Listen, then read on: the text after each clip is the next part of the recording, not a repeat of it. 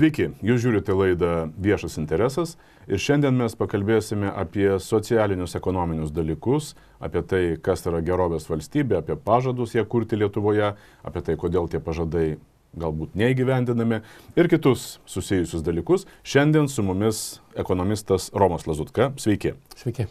Gerbiamas Romai, turbūt atkreipėte dėmesį, kad prezidentas Gitanas Nausėda, kuris prieš pirmąją savo kadenciją ir jos pirmaisiais metais nemažai kalbėjo apie gerovės valstybę, žadėjo, kad ji bus kuriama, galbūt nepakankamai išaiškino, ką jis konkrečiai turi galvoje, kokių tikslų reikės pasiekti, bet visi mes turbūt turim įsivaizdavimą, kas tai turėtų būti, kad tai turi būti socialinė gerovė pirmiausia, kad mes kalbame apie tai, kad orus gyvenimas turi būti užtikrintas ne tik tiems, kas uždirba daug, bet ir tiems, kas turi mažesnės pajamas.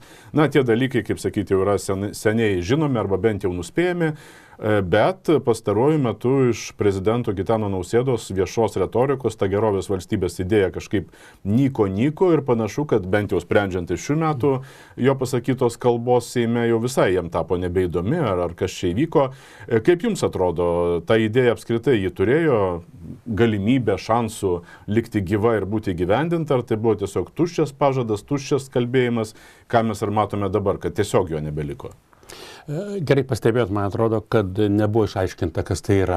Nes šiaip jau, kas žmonės prie mokslo tos ryties, ypatingai socialinės politikos, tai žino, yra jau net klasikais vadinama kaip Richard Titmus ar Kostas van Andersonis parašė knygą apie 90-osius metus, 3 kapitalizmo pasaulį.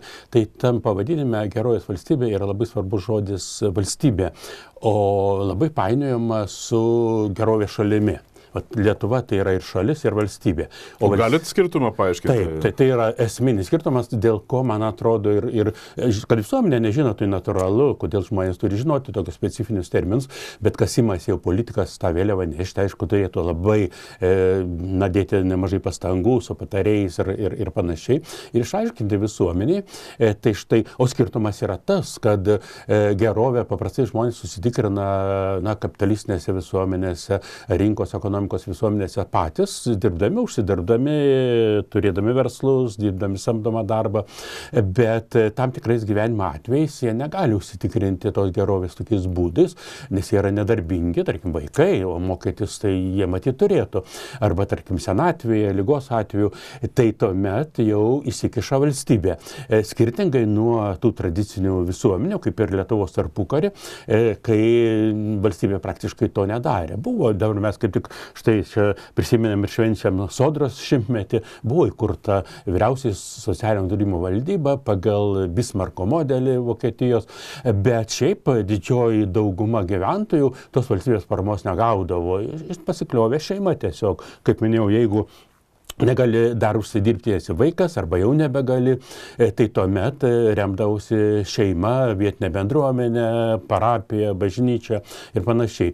Bet štai jau laikoma paprastai nuo XIX amžiaus pabaigos būtent Bismarko tas socialinio draudimo modelis tiek pensijom, tiek sveikatos apsaugai laikoma pradžia, bet dar nevadinama buvo gerovės valstybė. Gerovės valstybės terminas įsitvirtino tarpukaryje smarkiau akademijoje, o paskui jau, beje, žurnalistai berods pradėjo taip vadinti, būtent atkreipdami dėmesį, kad valstybė didina mokesčius tam, kad finansuotų švietimo sistemą, sveikatos apsaugą, pensijas, ir tai reiškia, kad valstybė prisima atsakomybę už piliečių gerovę, ir tai atsitiko vėl ne todėl, kad kažką išrinko prezidentų atitinkamą žmogų, bet todėl, kad visuomenė pakito, kada jau tą, šeimos parama nebegalima buvo pasikliauti.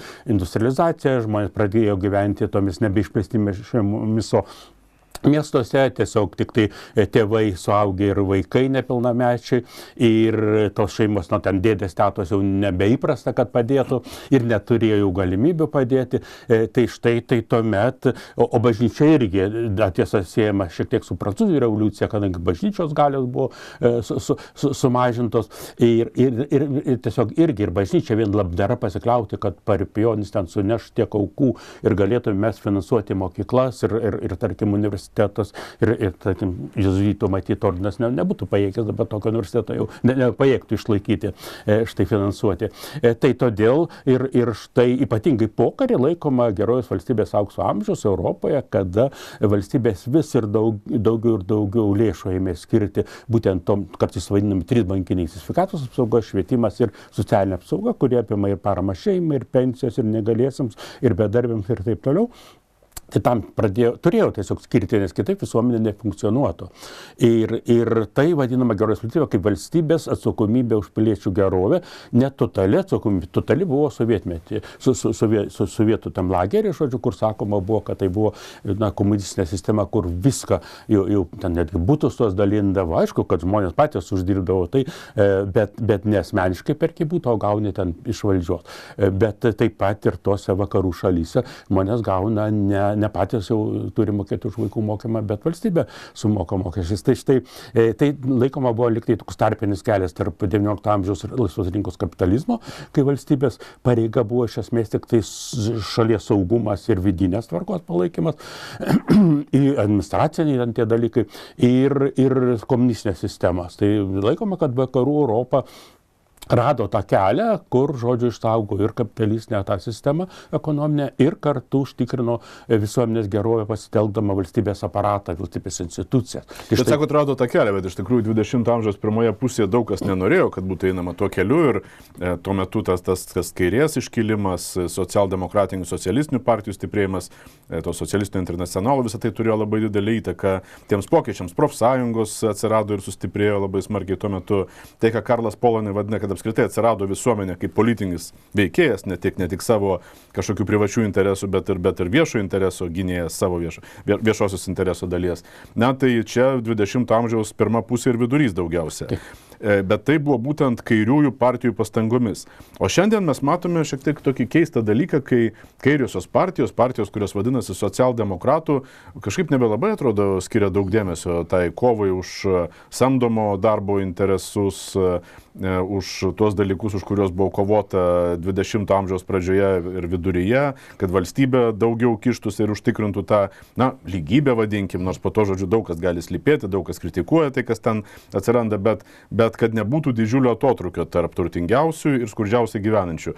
Pastaruosius keletą dešimtmečių mes matome, kad tas atotrūkis didėja visame vakarų pasaulyje. Na, ne tik vakarų, bet vakarų tame pasaulyje, kuris buvo kaip tik sukūręs tą gerovės modelį, kur svarbus vaidmuo priklauso valstybei. Dabar tas modelis ką yra, kas jam atsitinka. Na ir dar vienas dalykas, apie kurį galbūt šiek tiek vėliau galėtume pakalbėti.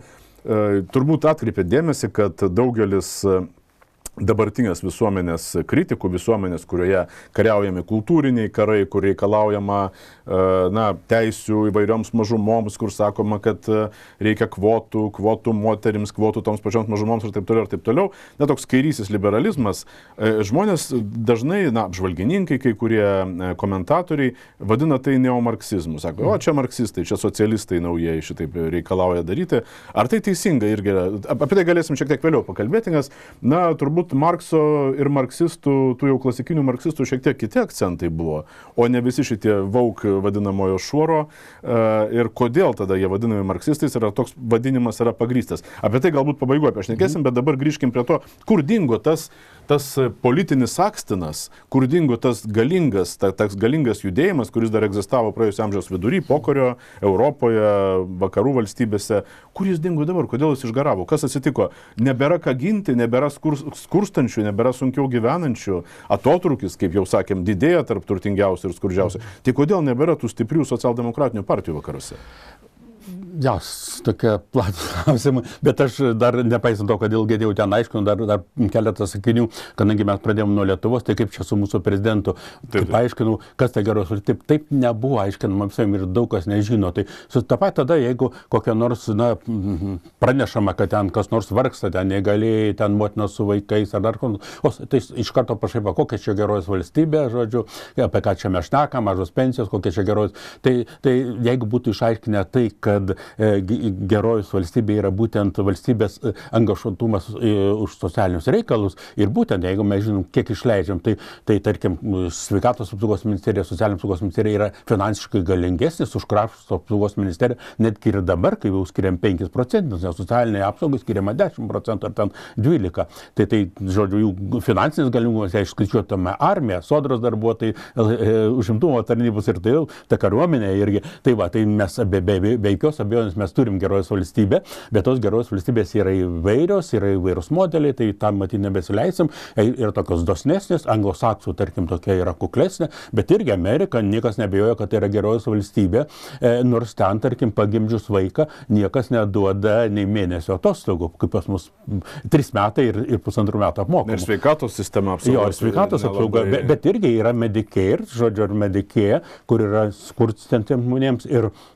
seniems žmonėms, veteranams valstybė finansuoja sveikatos apsaugą. Tai vis tiek valstybė, aš nežinau dabar tų skaičių, bet jei suskaičiuotume, nereikia matyti labai žinoti, išleidžia daugiau negu kad kariuomeniai gynybai, nors Amerika galingiausia, žodžiu. Gerbiamas Romai, jūs labai teisingai mane pataisėte, aš nušuoliavau kažkur į priekį prie socialdemokratinių jėgų, bet mes pradėjome apie Gitano Nausėdos gerovės valstybę. Tai iš tikrųjų, kur dingo ir kodėl dingo ir kaip mes turėtume tai vertinti? Tai man atrodo dingo tiesiog retorikoje, nes pradėjo žmonės šaipytis, o politikai jautrus yra, nenori, kad iš jų šaipytus ir jiems geriau, žodžiu, nenaudinga dabar kalbėti apie tai, iš ko žmonės jau juokiasi. Nors tas juokas nėra pagristas labai. Aišku, kad yra pas mus tų spragų, bet kai kur, už tą paminėjau, tur vaikų priežiūra, gimus vaikui tėvams suteikiama pagalba, tai yra viena dosniausių pasaulyje, Lietuvoje. Daug kas gali nepatikėti, bet kitoj pusėje, tarkim, yra pagalba, tarkim, vienišoms motinoms pagalbos iš esmės specialios nėra. Daugelis šalių yra, vien todėl, kad esi vienišama, aišku, ir tėvas gali būti, bet dažniausiai tai to nėra. Tarkim, tie patys pensininkai neįgalėjai, pas mus labai kuklėta pagalba, žodžiu, arba draudimas labai skurdus, daug skurdus. Tai kai kuriuose vietose tokia nesubalansuota, bet kaip ir daugelį gyvenimo sričių yra tų žodžių trūkumų ir reikia juos šalinti, reikia juos viešinti, bet kad taip atsisakyti, tai nesvarbu, ar dabar kalba apie gerovės valstybę ar ne, tai pensijų tai valstybė nenustoja finansuoti, mokyklų irgi valstybė nenustoja finansuoti, tai yra būdinga gerovės valstybėms, tai mes turim tą gerovės valstybę. Bet galbūt Gitanas Nausėda turėjo galvoje, kad turi būti daugiau gerovės valstybės elementų Lietuvoje. Turbūt. Ir tai yra pagrįsta ir kitos partijos, jeigu mes dar truputį kalbėsim plačiau, žodžiu, apie tą mūsų panoramą politinę, tai nelabai tikrai skirtume konservatorius ten ar socialdemokratus, kaip jau tas pagrindinius, tos priešininkus politinius, kad ten jų socialinė politika labai skirtus, ten sunku būtų rasti skirtumus ir aš galėsiu iliustruoti, jeigu ten detalių reikėtų. Tai štai, bet tiesiog, tiesa, aš skaičiau, vis tik daug kas pasigėdo, kad prezidentas nepasako, kas ta gerovės valstybė. Ten paskui buvo paaiškinta, turbūt netgi puslapį galima prezidentūros rasti, kur paaiškinta, bet ten traktavimas yra pernelyg platus. Ten būtent įtraukia visokią gerovę. Tai gera kaimynystė, tarkim, tai saugumas, tai viskas. Tai sakytų, kad štai mūsų dabar gynybos išlaidos irgi yra gerovės valstybės naudai, todėl, kad žmonės jausis saugesni, o gerovė kokia gali būti be saugumo. Bet tai neteisinga yra. Kodėl? Tai būtent todėl, kad žodžiu, kaip tik tai išskiriama, kad valstybė, gerovės valstybė atsakinga už tos socialinius reikalus, kaip sakiau, yra tos socialinis reikalus, žmogus senas, serga, netenka darbo ir taip toliau. O gynyba tai buvo ir Vytauto Didžiojo laikais, buvo pagrindinės išlaidos valstybės, buvo krašto gynybai. Tai žodžiu, kaip tik tai prieš pastatoma gerovės valstybė, kaip pradėjau vadinti, tai kaip tik prieš pastatydavo, kad jeigu anksčiau gerovės valstybės pagrindinės išlaidos ir valstybės funkcijos pagrindinės buvo susijęs saugumu tiek vidiniu, tiek išoriniu, tai dabar jau pagrindinė. O ką reiškia pagrindinė? Tai būtent mes skaičiuojam, kiek kainuoja, kiek aišku, kad egzistencinis dalykas, jeigu okupacija čia bus, tai tos kitos gerovės gali nelikti, o gali ir likti. Tai tas antras klausimas su to yra susijęs, kad sovietmetį irgi buvo valstybės ypatinga, žodžiu, atsakomybė ir daug ką mes esam paveldę. Bet Reikėtų man užbaigti, nes nespėsim kitų tų klausimų.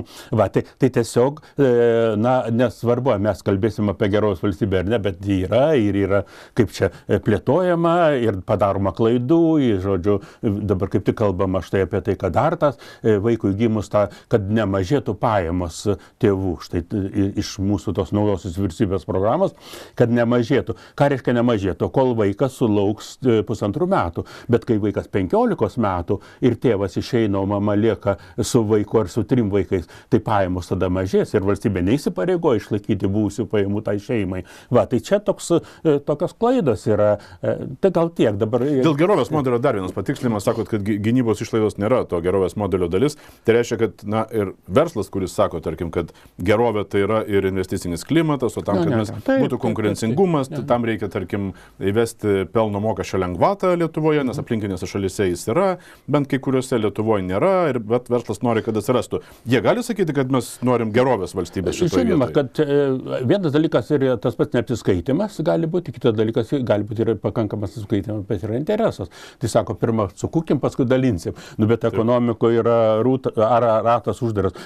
Kasgi gali kurti, atidaryti, va dabar provincijoje skundžiasi verslininkai. Tai kaip ten darysi verslą, jeigu nėra pirkėjo, jeigu niekas nevartoja? Vartojimas, reikia skatinti vartojimą, sakoma, kad augtų ekonomika, nes jeigu žmonės štai daugiau keliauja į Palangą, tai verslininkams Palangoje geriau, o jeigu ten niekas nevažiuoja, tai kaip ten verslą sukursi. Bet tai čia, aišku, galima, kad kaip ir daugelio atveju suplakama viskas į vieną krūvą, tada nebegali atsirinkti, nebėra apie ką šnekėti, vieni šneka apie tą geros valstybę įsivaizduodami ar pristatydami vienas dalykus, kitis ir tada nėra jokio susikalbėjimo, bet šiaip tai yra literatūra, yra nusistovėję terminai ir aiškinimai, žodžiu, yra ekonomika, yra rinkos ekonomika, yra verslo ten, žodžiu, verslo sąlygos, ta pagalba verslo irgi savotiškas dalykas, taigi draudžiama ES subsidijuoti verslų šiaip savo, todėl kad iškreipima konkurencija, vieni subsidijuojami, kiti ne.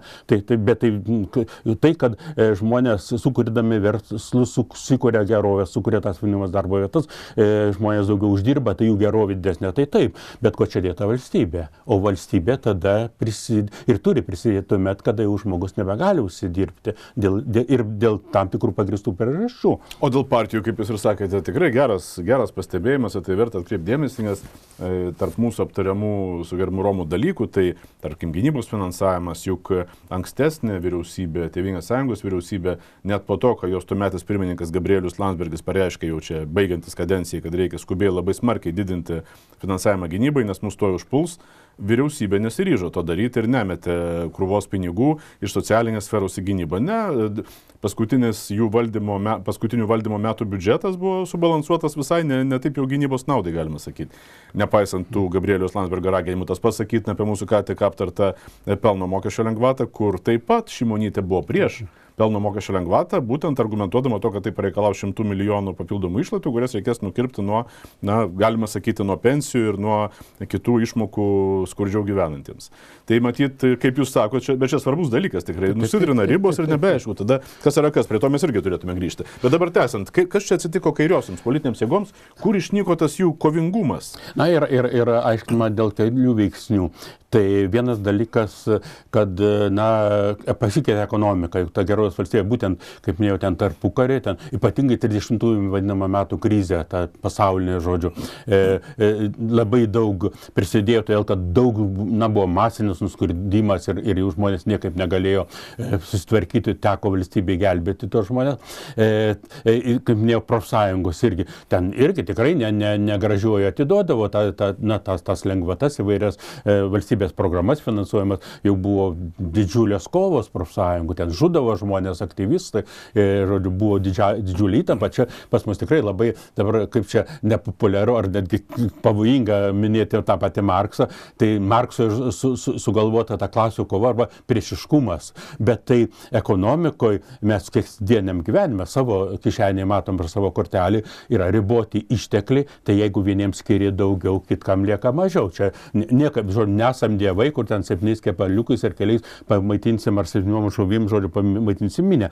Tai ištekliai visuomenėje yra riboti, tai jeigu klasė ar ten sluoksnis pasima iš to sukurto produkto daugiau, kitiem lieka mažiau. Ir todėl buvo reikalinga tas kova, ten vadinama geros valstybės Istorikai kalba būtent apie tam tikrą konsensusą, kad buvo susitarta.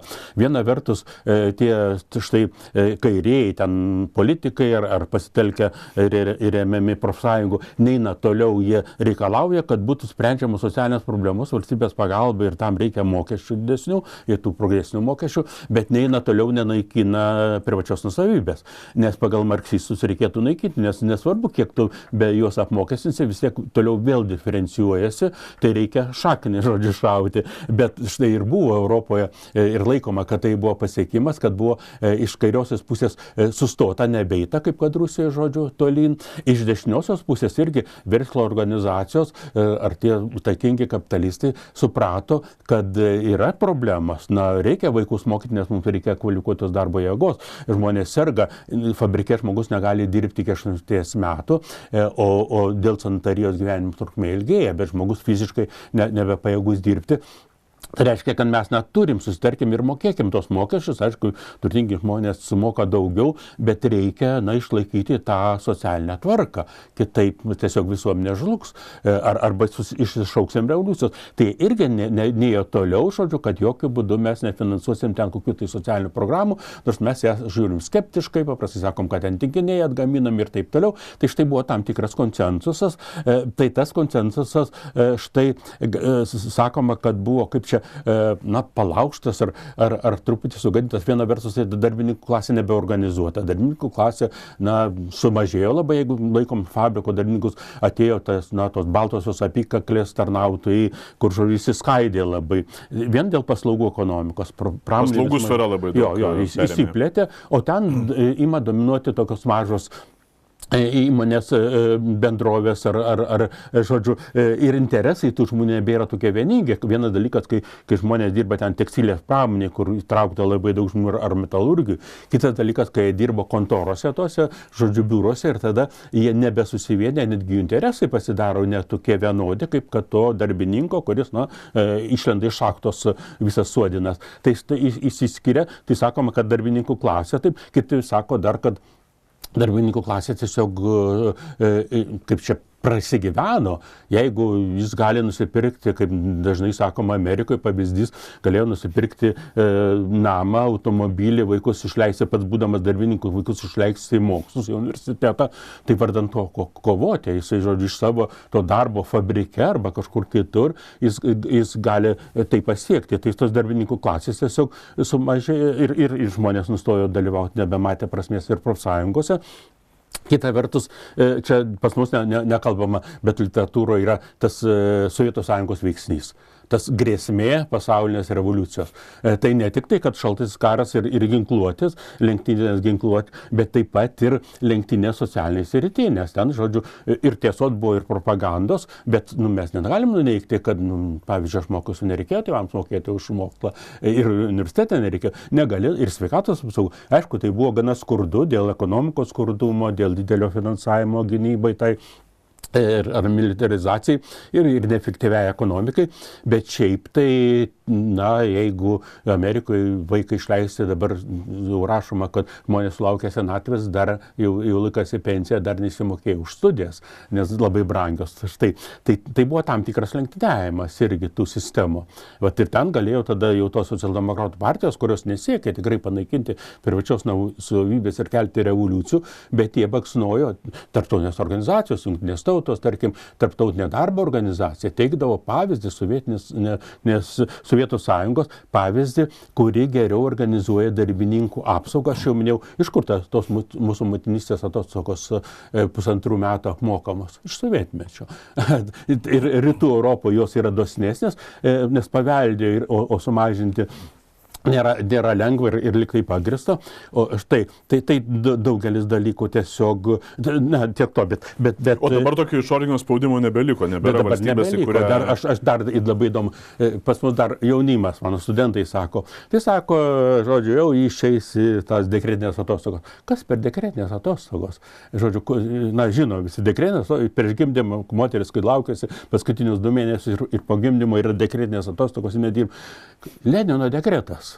Leninas pasirašė 3 dekretus, jūs geriau žino, žodžiu, tą sritį, dėl žemės, dėl taikos ir dėl ten turbūt motinystės apsaugos. Va. Tai mes, žodžiu, 400 metais beveik nepriklausomai Lietuvoje, tai vadinam pagal Lenino dekretą. Tai tos lenktynė, daug kas, beveik niekas nežino, bet aš kažkur išskaičiau irgi vakarų literatūrą, nes vakariečių tyrinėjo Sovietų Sąjungos irgi tą nelaikė gerovės valstybė, nes ten nebuvo būtent to, kad ne gerovės valstybė laikoma buvo kaip, žodžiu, tas tarpinis kelias tarp, žodžiu, kad ekonomika yra rinkos, o valstybės atsakomybė už socialinius reikalus, Sovietų Sąjungoje nebuvo rinkos ekonomikos, dar pridedama ir demokratija, žodžiu, kad demokratija irgi reikalinga geros valstybė, bet mes jau labai reikia grįžti ir aš nežinau. Taip, iš tikrųjų sumažėjo, kaip sakėm, tas spaudimas, nes darbininkų klasė pradėjo gyventi geriau, tai kas būtų vadinama darbininkų klase, paslaugų sfera nėra tokia organizuota ir to spaudimo nedaro. Kas pensininkai yra tie, kurie galėtų daryti spaudimą, reikalauti didesnio valstybės kišimosi. Bet išspręsta problema. Vakarų aš dabar vis dar dėl pensijų vis nerimstu. Tai didžiulė mūsų gėda, todėl kad vakarų Europoje po kario dešimtmečiais buvo išspręsta skurdo senatvėje problema. Ir dabar mes matom, juk išvažiuojam, kas sėdi baruose, žodžiu, gatvėje dabar vasarą. Tai žiūrint, tiesiog galima bandyti tyrimą padaryti, bei tokį buitinį, žodžiu, kas kelintas žmogus yra pensininkas. Lietuvoje nueikim vasarą, tai Vilniaus gatvė ir Pilies gatvė, ten jeigu pamatai mano amžiaus žmogų, tai lietuviškai geriau jo neužkalbink, nes tai bus matyti turistas, užsienietis, o lietuviai neina. Tai žinoma, kad tai kartais įsakoma, kad tiesiog ta valdančioji klasė, valdančioji, kuri stipresnė finansiškai, žodžiu, klasė, tiesiog nupirko tą liaudį, žodžiu, kad ji nemaištautų. Vakaruose. Jo.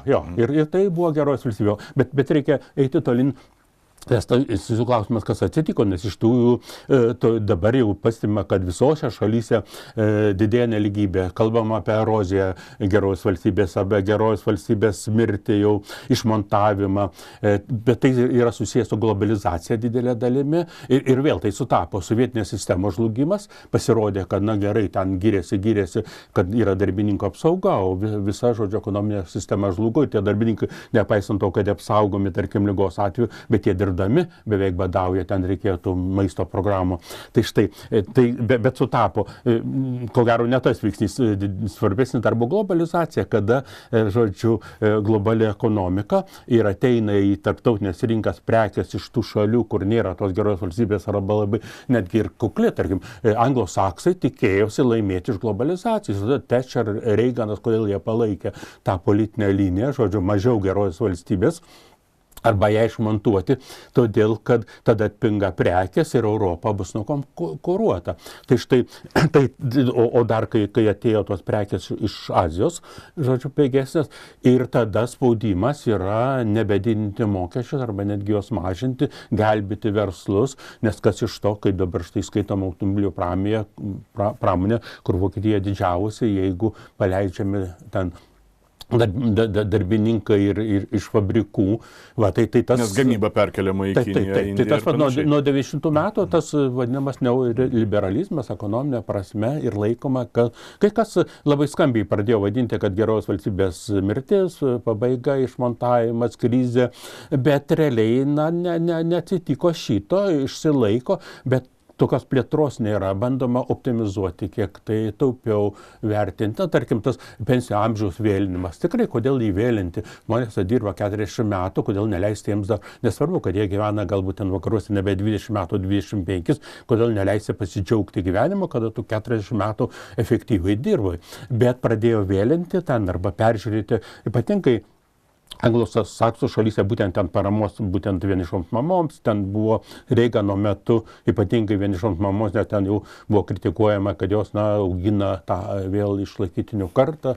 Ir tai va, tai žodžiu, tas spaudimas ir atitinkamai tada partijos orientuojasi ir todėl dabar laikoma, kad taip, ta geros valstybė Na, tai gal tą užbaigiant, tiesiog reikėtų pasakyti, vis tik pranašavimas neįvyko toks, kad anglosaksų šalis nukonkuruos tas, žodžiu, kontinentinę Europą ir šiaurietišką modelį. Vis tik šiaurietiškas modelis pasirodė sparesnis, ypatingai 2008 metų. Tai socialiai orientuotas modelis. Jo, tas socialiai orientuotas ir ten pasirodo suderinimą. Tarkim, tokia Danija, puikiai šalis, žodžiu, suderinama ir labai dosni socialinė apsauga, ir labai efektyvi ekonomika. Ir jos augimas ten nėra 0,5%, o būna 2 ar 2,5%.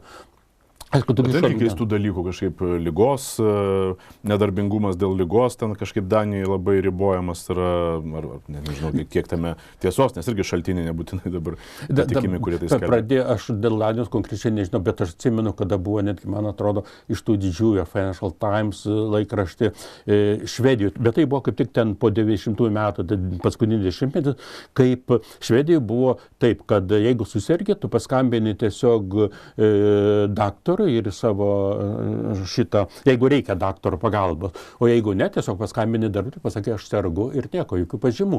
Ir pas mus tas klausimas buvo jau užkeltas. Tai štai, ir tada buvo tam laikrašte aprašyta, kad buvo įsteigta speciali socialinė policija, kuri gelbė socialinių įstaigų lėšas, konkrečiai sveikatos draudimo, kur moka ligos išmoką sergant, kadangi ir ten aprašo, kaip atėjo pas kokį ten, žodžiu, tą Joachimą ar Hansą, nežinau, tikrinti, ten ta policija, tai tiesiog moteris pareigūnės be uniformų, bet ir klausė, žodžiu, kaip čia dabar, kad nesupainiočiau, klausė, kodėl jūs namuose. Tai sako, tai vaikas serga, bet pasirodo, kad vaikas mokykloje. Jis išleido, žodžiu, vaiką į mokyklą, bet savo darbdaviui pranešė, kad vaikas serga ir, žodžiu, kad pats neitų į darbą. Tai jie ten aprašinėja, kiek sutaupė ten švediškų kronų, ta policija padėjo, todėl, kad pasidėjo šiek tiek piknaudžiavimo. Bet vėl buvo alternatyvos nuomonės, kad mes, žodžiu, staupysim ten tų kronų, bet mes prarasim pasitikėjimą, nes visuomenė buvo grindžiama pasitikėjimu. Nes negalima taisyklės išvedinėti iš piknaudžiavimo atveju. Taip. Ir pas mus dabar buvo čia klausimas, ir mums reikėtų įvesti, pavyzdžiui, jeigu žmogus serga ten 3 dienas, tai dabar jis apkrauna sveikatos apsaugą, nes eina pas šeimos gydytoją prašyti vien pažymos, kad išrašytų sodrai, kad sodra apmokėtų darbdavys už 2 dienas, paskui nutrišo sodrą. Tai kam apkrauti, ypač kada yra tos pandemijos, gripo ten ar peršalimo lygos, paplitę sezoninės lygos, kur žmogui reikia ir gydytojas ir pasako, gerk arbatos, jeigu kas dar aspirino, gulėk ir po 5 dienų, kaip sakoma, sloga ten praeina gydoma per 7 dienas, negydoma per savaitę. Tai kam apkrauti sveikatos apsaugą? O kai nėra pasitikėjimo, tu turi, bet čia tokios detalės, bet vis tik tai yra... Svarbios detalės, nes iš tikrųjų ir mes esam tokių eksperimentų darę, kada krizės metais buvo dar Kubiliaus vyriausybė, kuri labai smarkiai nukirpo ir ligos išmokas, man atrodo, tuo metu iš dalies grįsdama to, kad ten daug piknaudžiavimo buvo. Po to iš dalies grąžino likti tą ankstesnį lygį. Todėl, kad būtent vienas dalykas Švedijoje, jeigu tu ten gali nukirpti, jeigu žmogus pakankamai uždirba, tiesa, ne tik Švedijoje, daugelis šalių yra būtent taip, kad, tarkim, pirmas kokias 5 dienas ar savaitę niekas nemoka, nes žmogus pakankamai uždirba, kad jis gali pragyventi 5 dienas, jeigu jis susirga, sirguliuoja iš savo santaupų, iš savo uždirbtų pinigų. Ir nereikia visiškai nei valstybei mokėti darbų. Paskui, tarkim, moka kokias 2-3 savaitės darbdavys, kadangi darbdavys turi būti suinteresuotas už darbuotojų sveikatą. Ir jeigu darbo sąlygos prastos, tai tada ir darbdaviams yra netgi naudingiau. Jeigu sukuria geras darbo sąlygas, tai jam vietoj to, kad sumokėtų draudimo įmokas, jam geriau tam vienam kitam savo susirgusiam darbuotojui pamokėti, jam pigiau yra. Ir tik tada, kada užsitęsia liga, tarkim, kokį mėnesį ir daugiau, tada įsijungia socialinę draudimą. Čia yra kaip franšizė, jeigu tu nubrėži automobilį, tai tau neapmokės draudimas ir nedraudžia tokių smulkmenų. Va, tai Kubilius ką padarė, tikrai ten sumažino būtent tuo pagrindu gal piknaudžiavimu, kadangi net ir jeigu eina pas daktarus, mums sakoma, kad nuneši daktarui saldainių dėžutę ir jis išrašo, argi gaila daktarų, bet to jam yra rizika, jeigu jam neišrašys, o jeigu tam žmogui pablogės. Bet problema ta, kad mūsų tos pajamos, ypač dar krizės metu, tai paskui ką parodė statistika, kokios buvo pasiekmės tos Kubiliaus pakeitimo, Kubiliaus vyriausybės pakeitimo, kad sergamumas visiškai nesumažėjo, nes sergamumas fiksuojamas pas daktarus, o ligos išmokos sumažėjo. Tai reiškia, kad žmonės eina pas daktarą, nes jiems blogai, jiems išrašo vaistus ir jie eina į darbą, nes prarasti atlyginimą. Ir užkrečia bendradarbius.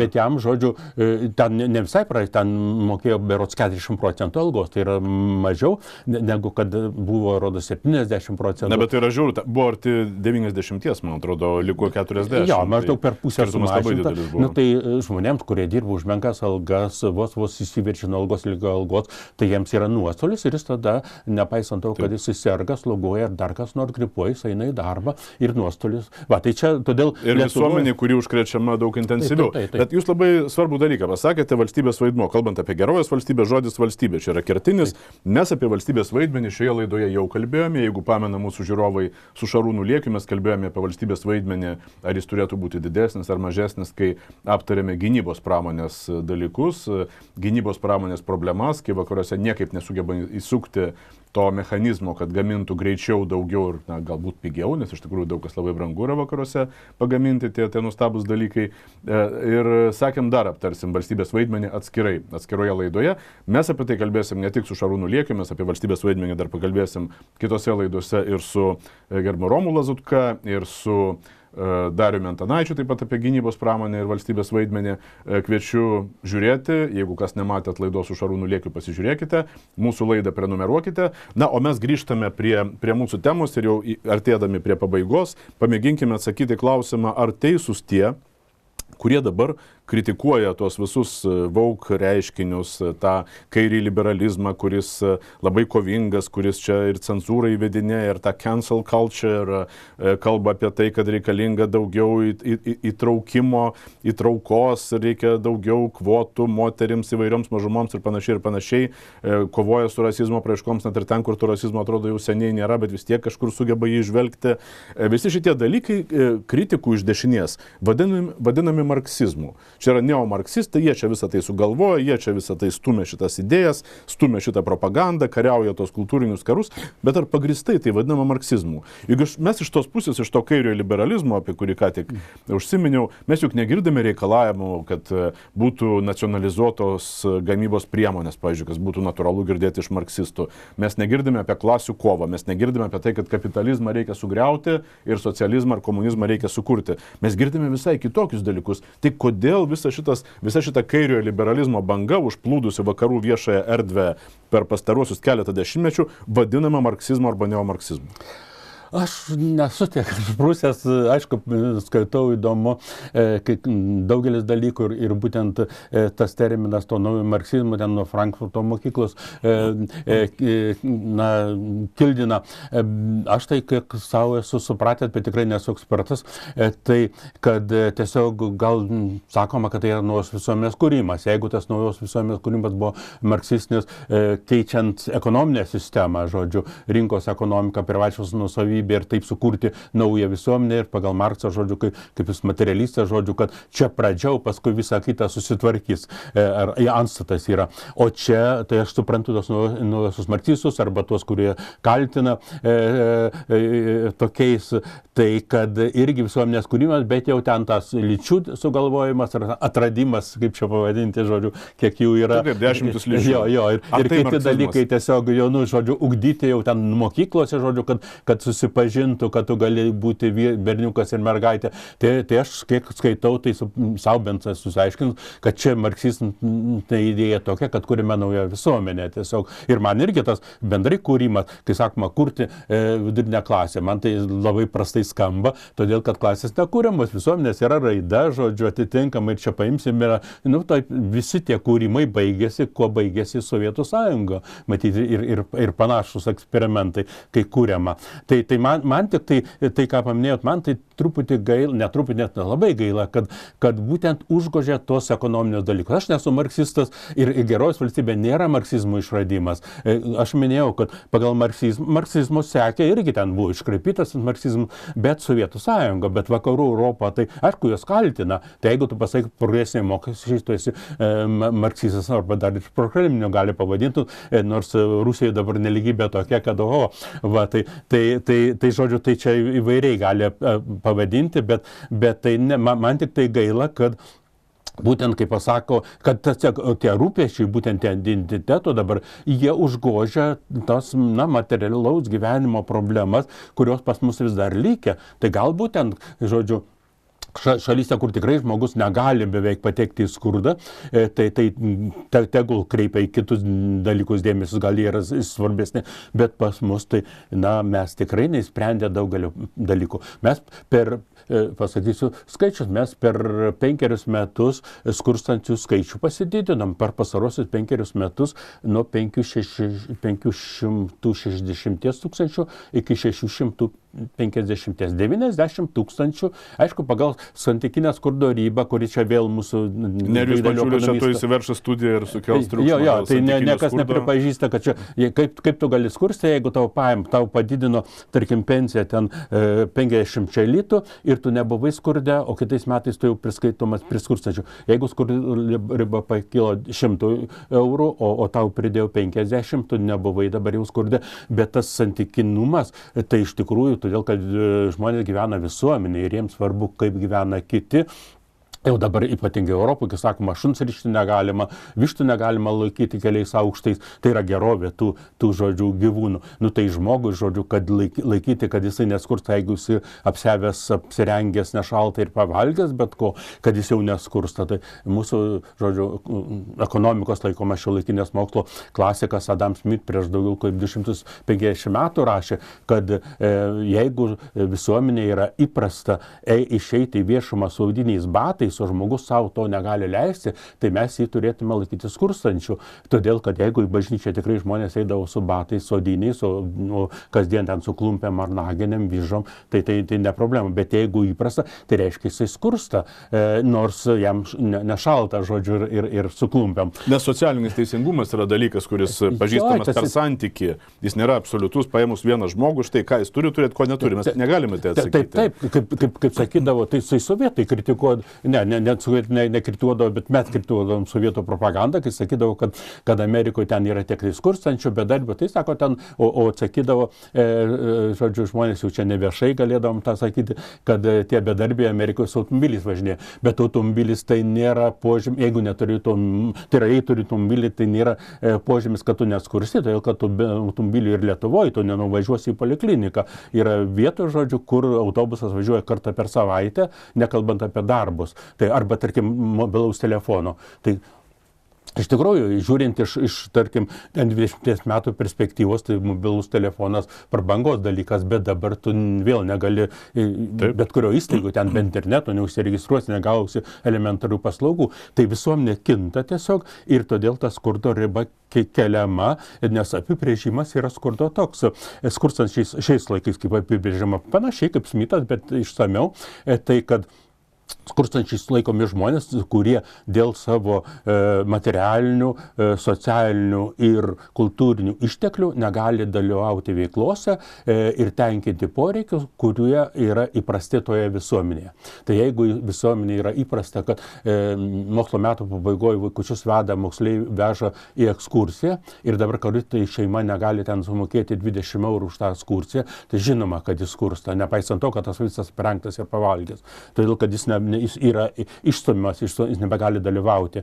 Ir panašus dalykai. Tai čia, sutarimas yra tikrai konsensusas tarp tų didžiausių pasaulio tarptautinių organizacijų, pagrindinių valstybių ir Tarptautinis valiutos fondas ir OECD, ABPO lietuviškai ir Europos Sąjungoje visi su tuo sutinka, o ten Afrikoje taip laikoma, kad ten svarbiau dar tik tai vakcinacija vaikų, tarkim, pakankamas maitinimas, tai ten laikomas skurdo absoliuti vadinama riba, kad ten kokie $4 per dieną jau tada gali tos poreikius patenkinti, bet jau tiem kraštams tas nebetinka. Tai va, tai čia tokie dalykai yra apleidžiami ir man gaila štai, kad mes neįsprendę daug tų socialinių problemų, nepaisant, kad gerovės valstybėje mes turim stikti, kad yra, mūsų valstybė yra gerovės, bet yra daug spragų. Ir tarp jų, kaip ir kalbėjom šiandien, viena didžiausia yra pensininkų situacija, palyginti su Vakarų Europai, kurią mes seniai lygiuojamės.